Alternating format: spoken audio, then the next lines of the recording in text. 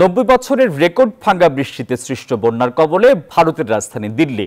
Record টানা বৃষ্টিতে কার্যত তলিয়ে গেছে গোটা শহর।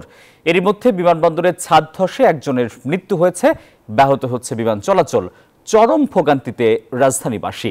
এদিকে বন্যা পরিস্থিতি পর্যালোচনায় দিল্লিতে জরুরি বৈঠক ডেকেছেন স্বরাষ্ট্রমন্ত্রী অমিত শাহ।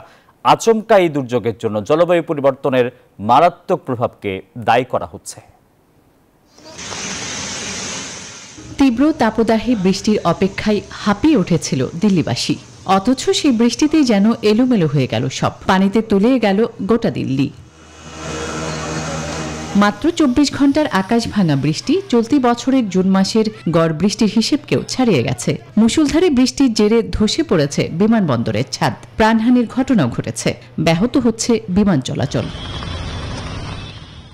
আন্ডারপাসে আটকে গেছে গাড়ি, সেই সঙ্গে গোটা শহর জুড়ে পানি জমে গেছে। তাই দীর্ঘ তাপ প্রবাহের পরে আসা বৃষ্টি স্বস্তি নয়, ভোগান্তির নগরীতে পরিণত করেছে দিল্লিকে।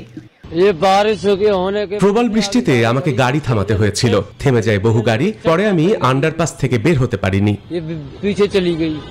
এটিকে জলবায়ু পরিবর্তনের প্রভাব বলে দায়ী করছেন দেশটির পরিবেশ বিশেষজ্ঞরা। বলছেন জলবায়ু বদলের জেরেই প্রকৃতির এমন বৈরী রূপ।